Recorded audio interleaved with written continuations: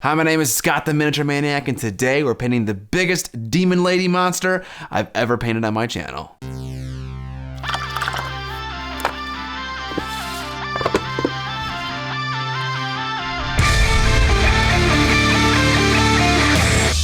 Sponsored by Creature Caster. What up, mini family? We all know miniatures. We understand them, we understand their limitations, but what happens when you take that 30 mil tall figure and you double or triple it in size? Possibilities.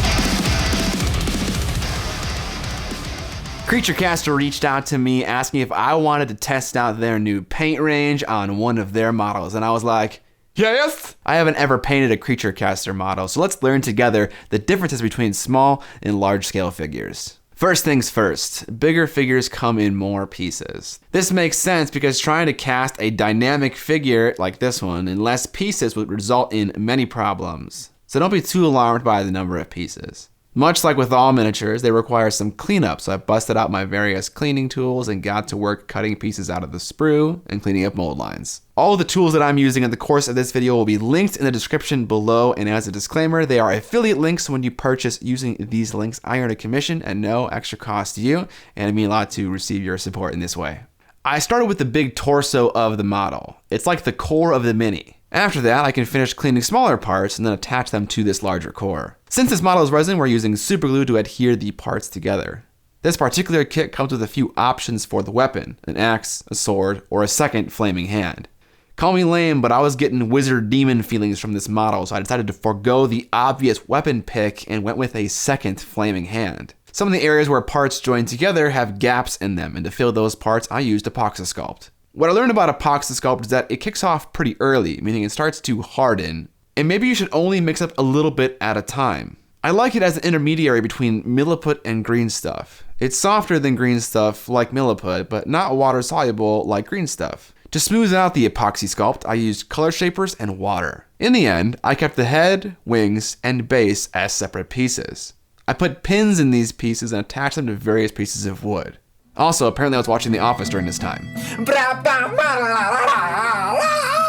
With each sub-assembly gap-filled and ready to go, it was time to prime this monster, which gives us a great opportunity to talk about today's sponsor, and that's Creature Caster. Creature Caster by far has the most large and varied catalog of big, awesome miniatures. Each monster is beautifully sculpted and the casting quality is phenomenal. Creature Caster is offering the Mini family 15% off when ordering the Lord of Malice and the Lady of Chaos together in a bundle. The coupon code is Miniac Bundle 19. You can find their web store in the description of this video. They don't only make large-scale figures, however, they recently entered into the 32mm arena with some lovely demon sculpts. Creature Caster has also recently come out with their own line of miniature paints, and they are delightfully thin, yet still opaque, and shoot through an airbrush very nicely. Each dropper bottle comes with an agitator inside of it, making paint separation easy to deal with. Also, Creature Caster is simply an amazing company to deal with. Pete, the owner, made himself available to me while I was testing his paint range to field my concerns and my questions. I've never dealt with a company as awesome as Creature Caster. They ship worldwide from their web store, which you can find linked in the description. Thanks for sponsoring this episode, Creature Caster, and thank you for supporting YouTubers. Okay, now we need to come up with a scheme. Do we go with Tim Curry from Legend, or do we take inspiration from another Creature Caster model painted by someone else? Either is fine, but I started with a color palette book to see if any of those tones oozed demon vibes. But I wasn't getting it, so I remembered back to when I saw some graffiti in Brooklyn. I loved the blue, cream, and chestnut palette of this piece, so I decided to go with that. I often take pictures of graffiti when I'm visiting new cities as inspiration for future color palettes. On our next figure, I challenge you to derive your scheme from a metal album's cover art. I figured I'd paint the scales blue, so I started to apply a base coat with my airbrush using a mixture of dark gray blue and coal black. it's probably a good thing to talk about why I used a white undercoat. Before I had decided on a scheme, I decided to prime white because I like how white makes colors more vibrant while making base coat slightly harder to deal with.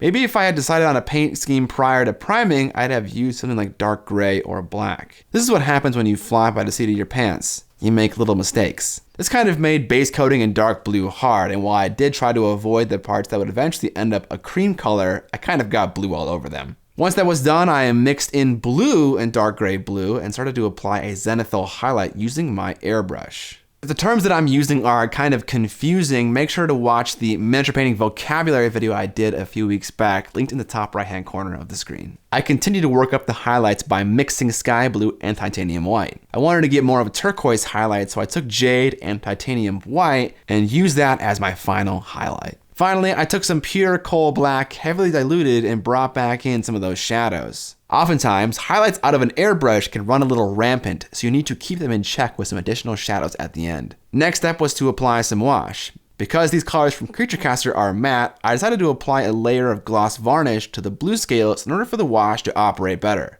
Once that was dry, I decided I wanted to do a little myth busting. I've heard a lot of people say that mixing Lamian medium into your wash has a lot of positive properties. So I decided to wash both legs and torso with 3 different mixtures. One body part would get washed with pure Citadel shade, another with Citadel shade mixed with Lamian medium, and another with it mixed with water. Because as everyone knows... And we're using Lamian medium to do this instead of water because Lamian medium basically allows me to dilute a paint without changing its properties. I dilute the colour of it, but I retain the properties of the paint. Well, can you tell me which section was washed with which mixture?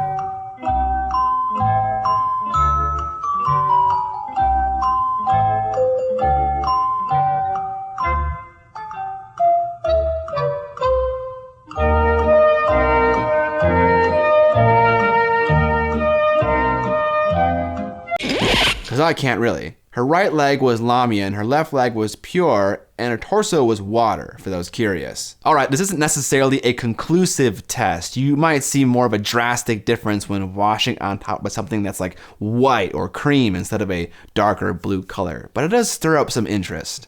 After the wash had dried, I decided to apply one last highlight with my jade and titanium mixture with lots of thinner to bring back some brightness. Now, this is a stress test of the paint range. What is normal for acrylic paint when applying such a bright color to a darker color is speckling, whereas something like a white ink would be smoother. Upon closer examination, this paint performs exactly how I'd expect it to under this stress test. It isn't any worse or better than the competition as far as I'm aware. Next, to define some of the lovely jagged edges of the blue carapace, I did some edge highlighting with various colors. If the base color was brighter, like on top of her right thigh, I used almost pure white.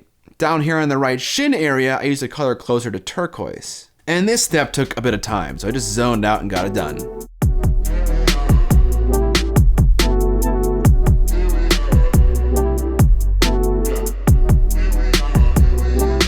It was at this time I started to have some negative thoughts. Right now my brain is telling me that I am in over my head. And with models this big and this complicated, that is a very normal thought to have. So at some point, when you're painting something this big and this complicated, you may think that, and that's okay. The only key is you can't stop painting. You gotta push through that emotion, and eventually you'll come out on the other side with a miniature that you're proud of. It also helps to keep your ears warm with these little ear beanies. After getting high off of my own supply, it was time to tackle the cream-colored skin. If my white primer had remained, this step would have been a breeze, but I went a little nutty with my blue in the airbrush.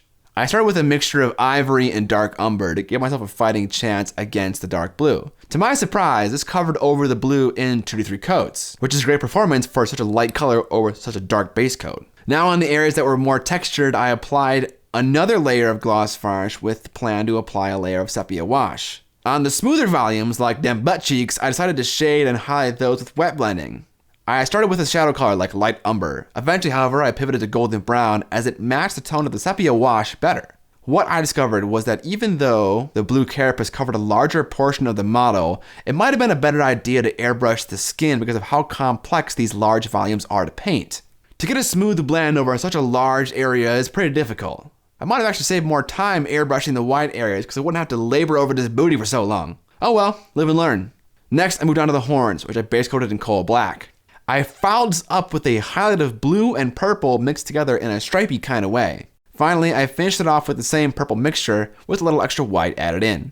Next, I moved on to the hand flames. I wanted to work in some more purple colors like I had on the horn, so I started with some purple and then worked in some blue. And then finally some coal black. I was doing my blends with wet blending and using the paint straight out of the pot with no dilution as to get maximum working time. To get full opacity, I did this wet blend 2 times in a row. I like how it ends in a darker color. It's like the flame is losing its intensity toward the end.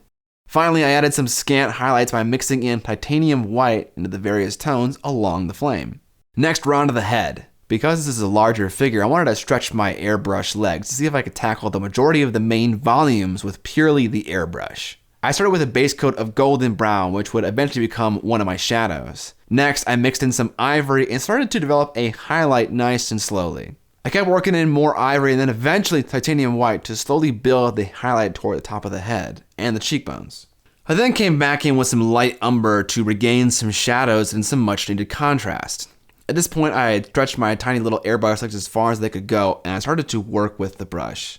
I started with titanium white, applying some edge highlights to the wrinkles around her horns, her eyebrows, nostrils, etc. After that, I worked on the eyes, starting with a base coat of coal black. Next, I base coated the eyes with ivory, and using a non-white color for the eyes will actually matter this time. For the iris, I went with a mixture of coal black and purple, followed by a highlight with pure purple.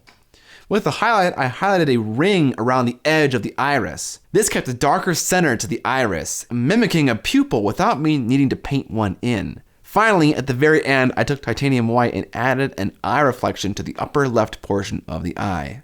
I felt like the face was a little too desaturated and boring, so I decided to add some purple eyeshadow with some glazes using purple, and I also glazed some red tones around the cheek and near the horns as the skin was irritated by the growth. The horns were painted in the same way as the other horns, and with that the head was complete and I could attach it to the body. I'm starting to get excited about finishing this model. Next, I moved on to the base, and I wanted to do this entirely with the airbrush for the sake of expediency. I reprimed it black and then began to zenithly highlight it with my airbrush, starting first with dark warm gray and then working up toward titanium white.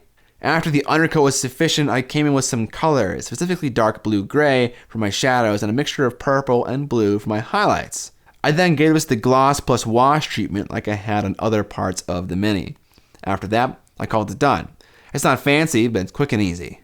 Finally, I can move on to the last part of the miniature, the wings.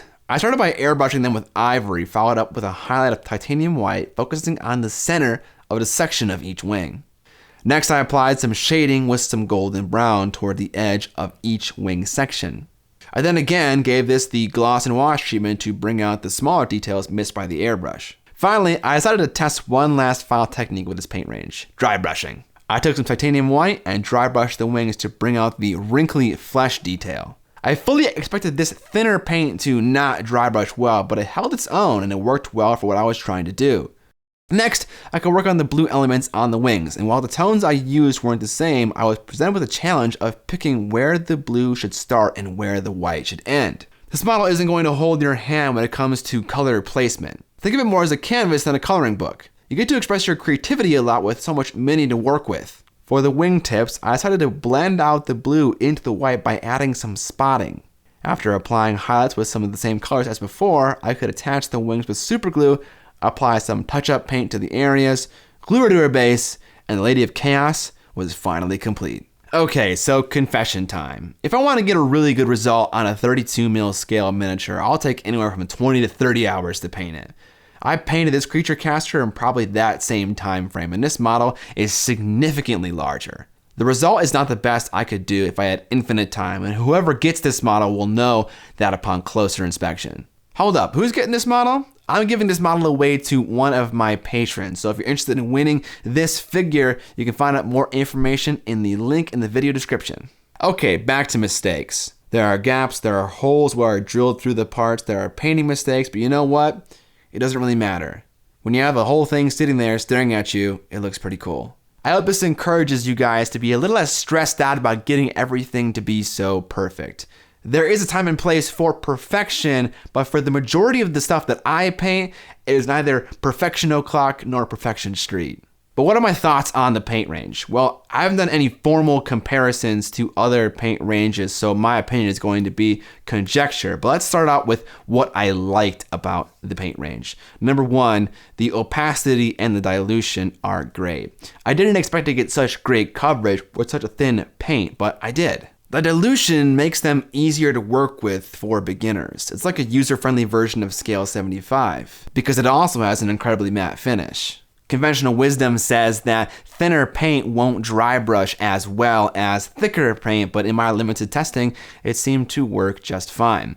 In addition to dry brushing, I also tried to wet blend with them, and that worked great too. And they also shot nicely out of an airbrush, just in line with everyone else, if not a little bit better. Lastly, each bottle comes with an agitator inside of it, which makes mixing really easy, and you don't have to worry about what kind of ball bearing is going to rust in your paint. Creature Caster has figured that out for you already. But what don't I like about these paints? Well, the bottles are really annoying to deal with. They're pretty rigid, making them hard to squeeze, and the bottle isn't very opaque, so you don't get a good sense for what color the paint is inside. The Elmer's glue-inspired paint applicator is also frustrating to deal with. It gets clogged, and unlike typical dropper bottles, I can't just prick the clog and go on with my business. I need to take the top off, clear the blockage, and then reinstall the top. Also, the nozzle is so long that when you close the paint pot, more of the paint pushes out, but that's not so much a problem as something you need to just be ready for. Lastly, the paint names are confusing. You got titanium white and light umber, which makes sense. They're going for an artisan paint branding. But then you have straight up blue and purple, as opposed to something like dioxazine purple or ultramarine blue. It's a strange combination of naming conventions. However, all of these cons are easily fixable. There isn't anything fundamentally wrong with the product itself, just the paper that it's wrapped in. And it seems like Creature Caster is more than willing to want to fix these problems based on the conversations that I had with them while testing their product. Again, it was a real refreshing experience. I look forward to working with Creature Caster again in the future. But there was one other problem that I experienced while using this paint, and that was how well it kept on my palette. I'm the kind of person that puts paint on their palette and then keeps it there overnight and then uses it the next day. And this paint is hydrophilic, meaning that it likes water as opposed to being hydrophobic. So what I was finding was the medium in the paint was being sucked into my sponge overnight, leaving me with a hard, crusty shell that I could no longer use for painting. If the sponge has less water in it, this problem occurs less, which makes sense. Now, it's also worth mentioning that this never occurred during a longer paint session, this paint separation. It only occurred when I put the lid on the palette and let it sit overnight or for a long period of time. So maybe you're not the kind of person that uses paint from the previous day because of the climate you're in, and this isn't necessarily a problem for you. It's worth mentioning that no paint range is perfect. You as the individual need to weigh the pros and cons against each other and decide what feature set is most valuable for you. Well, that's gonna do it for this one, guys. If you wanna pick up one of Creature Caster's absolutely awesome models or their workhorse of a paint range, you can find them linked in the description below. If you like the channel and you wanna support it, there are several links also in the description that will enable you to do that, namely a Patreon campaign with a bunch of fun rewards, Amazon shopping links that you can use while shopping on Amazon, or fun merch. Subscribe or die! And most importantly, don't forget to